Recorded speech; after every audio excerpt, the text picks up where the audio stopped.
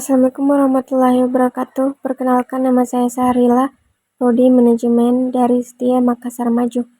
Di sini saya akan mempresentasikan atau membawakan resume dari penempatan pegawai. Baik, saya akan mulai. Jadi, definisi dari penempatan pegawai adalah proses penempatan pada posisi atau pekerjaan tertentu dalam suatu organisasi berdasarkan kualifikasi, keterampilan, dan keahlian. Kemudian menurut Marihot T.E. Haryanda menyatakan bahwa penempatan merupakan proses penugasan kembali pegawai pada tugas atau jabatan yang berbeda.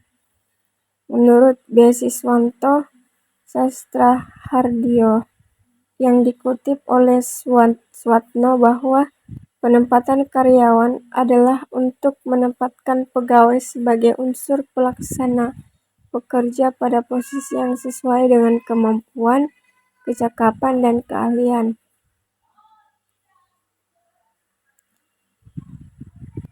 Adapun dari jenis-jenis orientasi. Yang pertama, induksi, yaitu tahap awal dalam karyawan baru mempelajari apa yang akan dilakukan, di mana meminta bantuan, apa peraturan, dan sebagainya. Kemudian yang kedua ada sosialisasi, yaitu proses yang berjangka lebih panjang di mana karyawan baru mempelajari norma-norma sistem ini dan pola perilaku yang disyaratkan oleh organisasi dan kelompok. Kemudian ada faktor-faktor yang dipertimbangkan. Menurut Bambang Bahyudi yang dikutip Swatno, dalam melakukan penempatan kerja hendaknya mempertimbangkan faktor-faktor sebagai berikut. Yang pertama, pendidikan. Yang kedua, usia. Yang ketiga, keterampilan kerja. Yang kelima, pengalaman kerja. Prosedur penempatan karyawan. Prosedur penempatan karyawan berkaitan erat dengan sistem dan proses yang digunakan. Berkaitan dengan sistem penempatan, Besiswanto Sastrahardiwiryo yang dikutip oleh Swanto mengemukakan harus terdapat maksud dan tujuan dalam merencanakan sistem penempatan karyawan. Adapun proses penempatan karyawan. Untuk mengetahui prosedur penempatan pegawai harus memenuhi persyaratan. Yang pertama, harus ada wewenang untuk menempatkan personalia yang datang dari daftar personalia yang dikembangkan melalui analisis tenaga kerja. Kemudian harus mempunyai standar yang digunakan untuk membandingkan calon pegawai. Yang ketiga, harus mempunyai pelamar pekerjaan yang akan diseleksi untuk ditempatkan.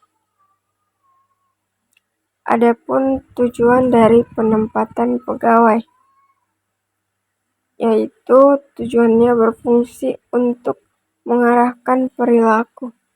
Begitu juga dengan penempatan karyawan, manajemen sumber daya manusia menempatkan seseorang karyawan atau calon karyawan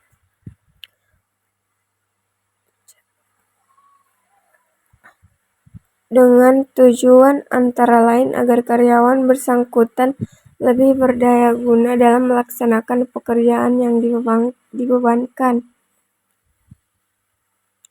Maksud diadakan penempatan karyawan adalah untuk menempatkan karyawan sebagai unsur pelaksanaan pekerjaan pada posisi yang sesuai dengan kriteria sebagai berikut. Yang pertama, kemampuan. Yang kedua, kecakapan. Dan yang ketiga, keahlian. Adapun prinsip-prinsip penempatan pegawai. Yang pertama, prinsip kemanusiaan. Yang kedua, prinsip demokrasi.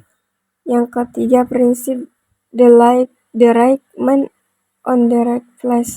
Kemudian ada prinsip equal pay for equal work, prinsip kesatuan arah. Kemudian yang terakhir, prinsip kesatuan tujuan. Baik, itulah tadi materi yang saya sempat resum. Sekian dan terima kasih.